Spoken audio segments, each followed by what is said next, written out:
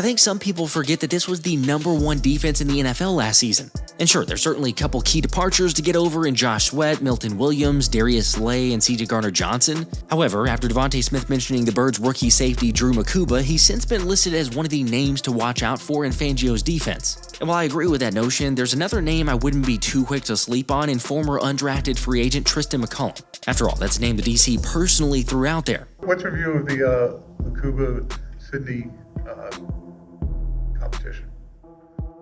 It's a competition that, it's going to take a training camp, a few preseason games to sort out. And Tristan's in that too. Under normal circumstances, you could probably say there's not much to that quote. However, as soon as I heard that, it got me thinking to the similarity of when Fangio was asked about the linebacker group last year. And linebackers specifically, how do you see personnel here matching what you want to do?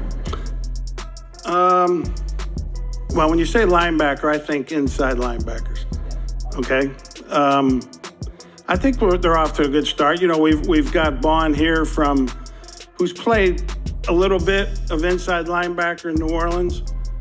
He really didn't play a whole lot of defense there, but he was inside some, more outside. We think he can play inside, and I have not seen anything so far that says otherwise. By the way, yes, I realize that that's a whole lot more praise about Zack Baun. He goes off into a tangent there. It's different than what he said about Tristan McCullum, but let's also remember, this is the godfather of the defense who is brutally honest. So when he says a player, even in passing, you kind of take notice. Also, for those suggesting, yeah, but Makuba's a second-round pick and Sidney Brown's a third, you're right. But again, Fangio made it pretty clear early on that it doesn't matter when you were drafted, if you're a rookie or whoever, for how much you'll play. I'm all for playing the best guys. I think if you looked at my history when we've had rookies, we've played them.